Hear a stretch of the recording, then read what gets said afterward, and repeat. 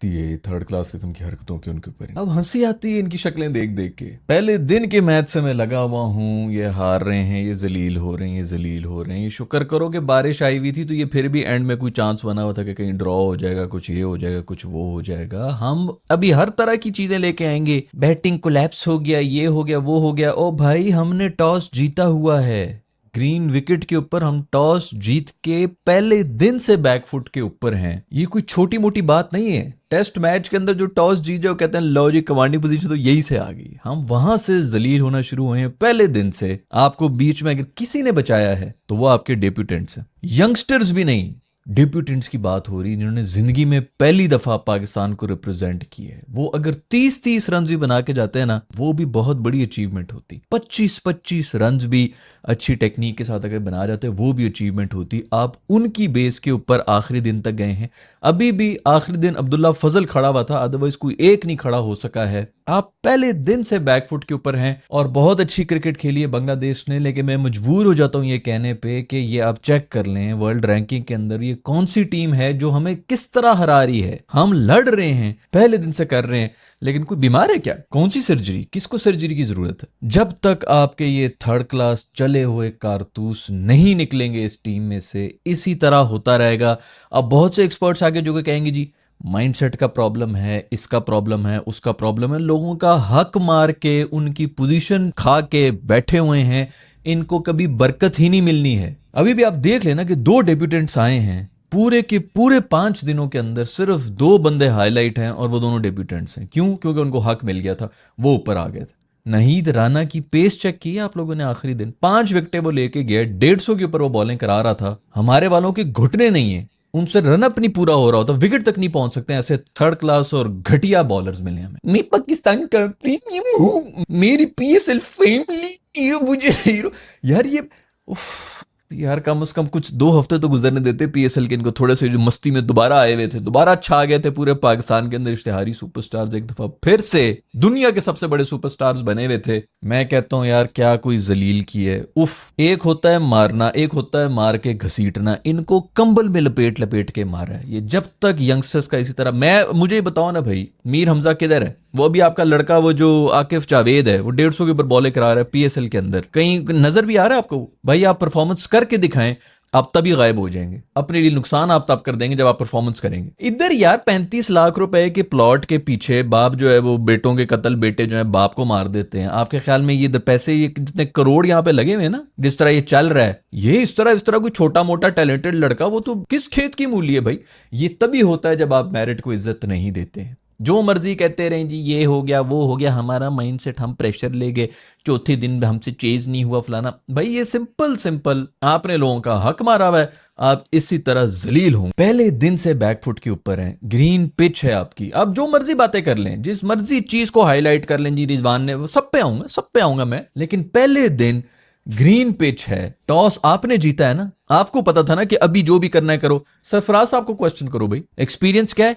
Mentor बने हैं वो अंडर 19 के उस मैच के अंदर। वो मेंटोर थे जो इंडिया की अंडर 19 को उन्होंने एक मैच हरा दिया था। ये उनकी अचीवमेंट है। मैं तब से लगा हुआ था ये इसको इसी पाथ के ऊपर लगाया हुआ है, इसका मेंटोर उसका मेंटोर, उसको सीधा कोच बना देंगे। अभी ये हसन की जगह भी इसी को डालने की कोशिश कर रहे होंगे, क्योंकि बस यही है, ये मेरा दोस्त है, वो मेरा दोस्त है, उसको ये पोजीशन दो, इसको ये पोजीशन दो, ये मेरी फैमिली, वो तेरी फैमिली, यही चल रहा है इधर। फुप्पी की टीम है भाई, पाकिस्तान की टीम थोड़ी है। खैर भाई, आ गया वही सेशन। एक सेशन आपने सरवाइव करना है यार, मतलब ड्रॉ के लिए कह रहे हैं। दुनिया की कोई भी टीम होना यार तो वो यही कहे कि यार अच्छा, इन्होंने कल ये बयान दे रहे थे सलमान अली आगा साहब कि अगर हमें 260 का इन्होंने टारगेट दे दिया, अगर ये दलेर हुए और इन्होंने हमें टारगेट दे दिया तो फिर हम जाएंगे। आज एग्जैक्टली वही हुआ, 200। अच्छा, वो भी खुश हो रहे होंगे, हमारे जो बॉलर बड़े खुश होंगे कि हमने इसको आउट कर लिया, हमने उसको आउट कर लिया। विकेटें थ्रो करके गए लानत भेज कर। और मैं जितना खुश हुआ ना जब बांग्लादेश ने 9 आउट के ऊपर डिक्लेयर कराया, मैंने कहा एग्जैक्टली ये मैसेज आना चाहिए। वरना ये थर्ड क्लास घटिया तरीन बॉलर्स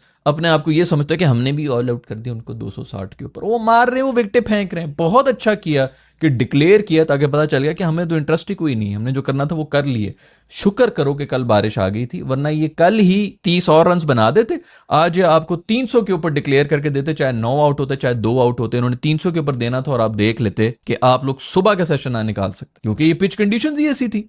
जैसे वो बॉलिंग करा रहे हैं, आपके ये दो डेब्यूटेंट्स अगर ना इनिंग्स करके जाता, आपके बाकी किसने किए? आपका आगा सलमान की, आगा और रिजवान की बनी थी ना, उसके भी वो नो बॉल के ऊपर आउट हुआ था, दूसरी लाइफ लेके आया था। आपके पहले भी डेब्यूटेंट्स नहीं बचाया था, दूसरे में भी आगे डेब्यूटेंट्स नहीं बचाया, जो भी बचाया, ये कंडीशन ही नहीं थी। रिजवान साहब जी, ना तुझसे भाई कीपिंग हो रही है, पहली इनिंग्स के अंदर भी पता नहीं कितने इसने चांसेस जो हैं वो छोड़े हैं, कितने चौके इसने जाने दी। उनका मूड खराब है कि जी पिंडीज को जो है उस तरह की इज्जत नहीं मिली।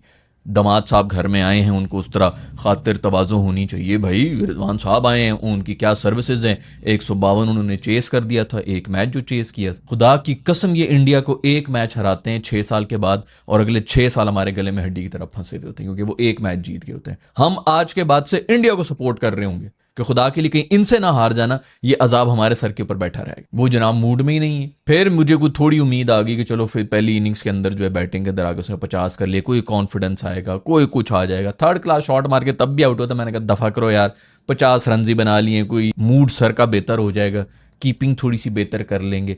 आज उनका आपने लीव चेक किए, ओ यार ये जो जो बॉलर्स हैं ना, ये तुम लोगों ने नेड़े नेड़े देखे भी नहीं है इतनी पेस के बॉलर्स, ये जिनके साथ तुम जो मूंगफलियां खा रहे हो और ताश खेल रहे हो ना, जिनके साथ बैठ के 125 127 की पेस वाले जो हैं, ये ऐसे उसको समझ ही नहीं आई है, इन उसको समझ ही नहीं आई। वो दिखा रहे बाद में उसके ग्राफिक के अंदर ना कि थोड़ी सी जो है वो अंदर एक्चुअल बॉल से ज्यादा जो है वो सीम होगी। वो अक्सर औकात ये होता है कि सीडी जो है वो अच्छी खासी बाहर से जा रही, तो वो एक्चुअल बॉल भी लीव करने वाली नहीं थी, इतना गंदा आउट हुआ है ये बंदा। कह जी बहुत ज्यादा, ये पिच इसी तरह की थी, इसके अंदर यही होना था। आपके बॉलर्स का आप मुकाबला ही नहीं कर सके।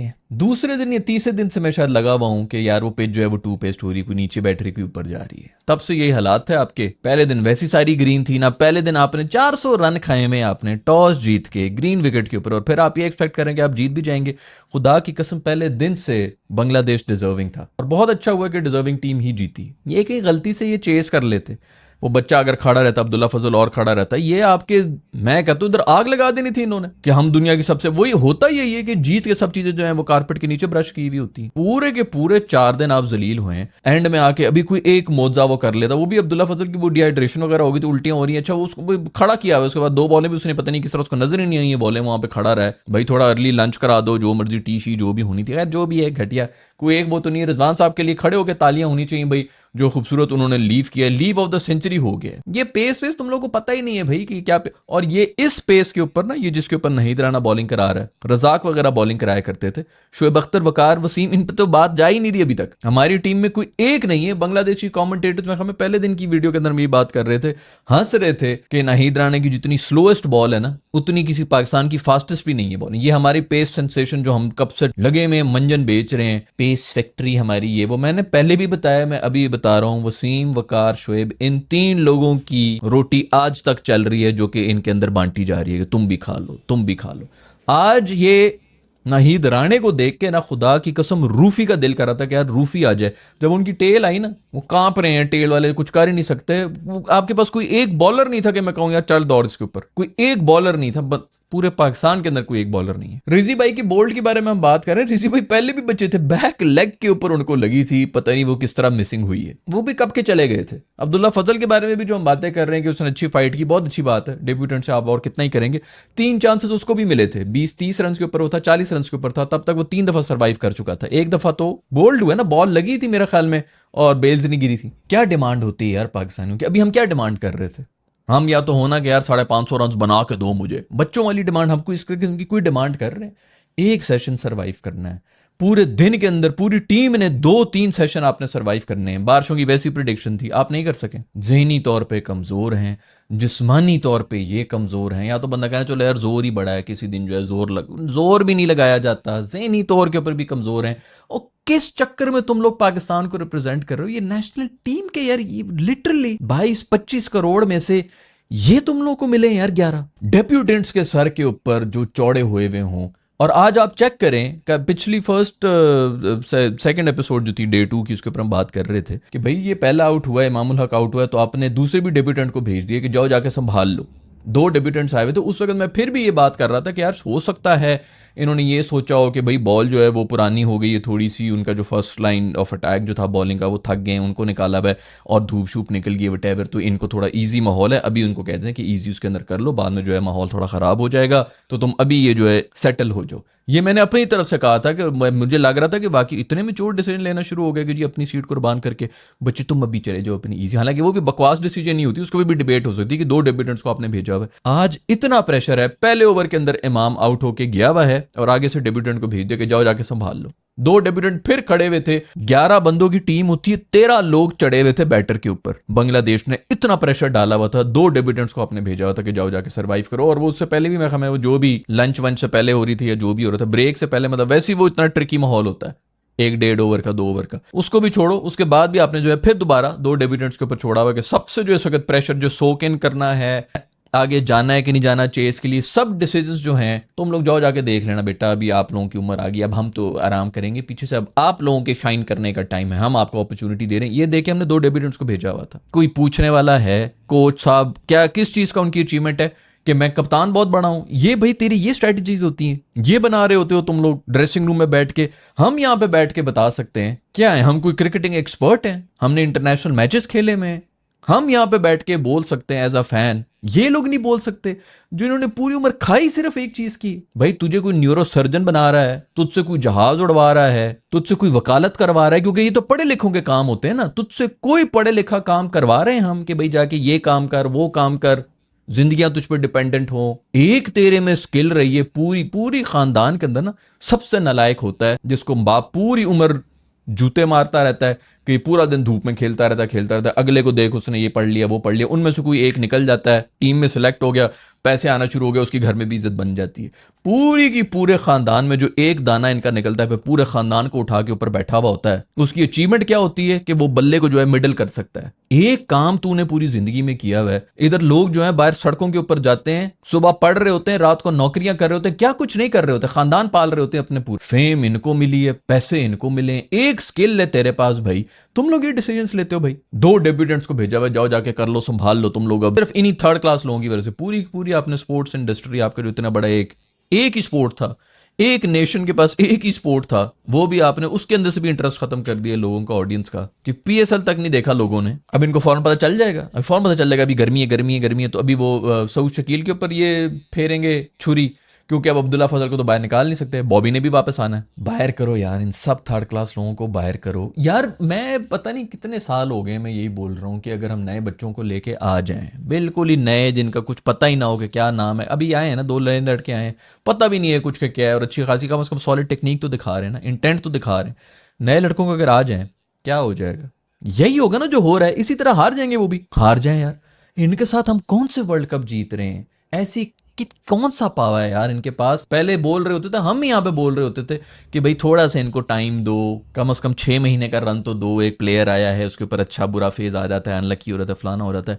इनके पास ऐसा कौन सा पावा है कि वो इतने सालों से लगे हुए हैं। शुक्र करो कि एक दिन बारिश हो गई है, नहीं तो ये खत्म था, कब का खत्म था। और अगर कोई चांस आप लोग बचे हुए थे ना, वो सिर्फ और सिर्फ बारिश की वजह से ही बचे हुए थे, वरना बांग्लादेश शुरू से कमांडिंग पोजीशन के अंदर रहा है। बॉलिंग उठा लो उनकी, बैटिंग उठा लो, दोनों के अंदर कमांडिंग पोजीशन। पहले दिन के बाद जो मेरा ख्याल में वीडियो बनाई है उसके अंदर मैं यही जिक्र कर रहा था कि इसी बात के ऊपर शर्म से डूब मरो कि अब अगली टीमें जो है वो ग्रीन विकेट्स देना हमें शुरू होगी, क्योंकि उनको पता है कि इनके थर्ड क्लास घटिया पेस अटैक। जो लोग टेस्ट मैच तो अगर भी देखते भी ना, उनको अगर बता दो ना कि एक टेस्ट मैच जिसके अंदर ग्रीन पिच थी और टॉस आपने जीत लिया है, उसके बाद भी आप हार गए, वो आपको बताएंगे कि वाकई यार ये तो बहुत ही कोई नेक्स्ट लेवल की ढीठ पने वाली हरकत की एक टीम ने। हमें समझ ही नहीं आनी, आधी कौम को पता ही नहीं है क्रिकेट हो रहा है, बाकी कौम जो है उनको इंटरेस्ट नहीं है टेस्ट मैच के अंदर। सबस तरीन पिच कभी जिंदगी में ना देखी हुई हो, बांग्लादेश वाले कांपना शुरू हो गए होंगे, लो भी टॉस भी हार गए।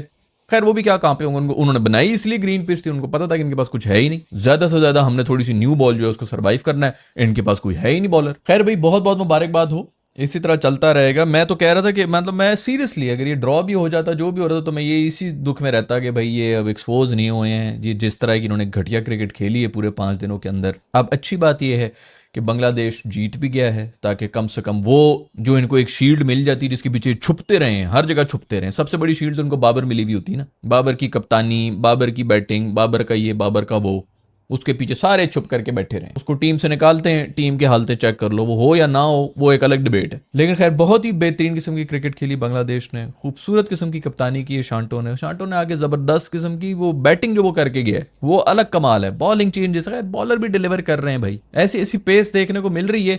ये वो पेस है जो हमारे मीडियम पेसर्स हुआ करते थे, और हम वो देख रहे हैं, तो हम भी देख रहे हैं यहाँ पे टीवी बैठे देख के कह रहे हैं कि वाह यार क्या कोई गोले मार रहा है, क्योंकि हमें आदत होगी हमारे थर्ड क्लास बॉलर्स की। यही चलते रहेंगे, यही आते रहेंगे, क्योंकि आपका सिर्फ सही जगह के ऊपर पावा होना चाहिए। बहुत बहुत मुबारकबाद हो भाई बांग्लादेश की टीम को रियलिटी में आने के लिए। जो पीएसएल के शुगर मेले हमने लगाए हुए थे, जो हम इंजॉयमेंट कर रहे थे, हम वापस, हम मेरा ख्याल में ये WTC के फाइनल की कोई बातें शातें हम कर रहे थे कि मैंने देखा नहीं है, लेकिन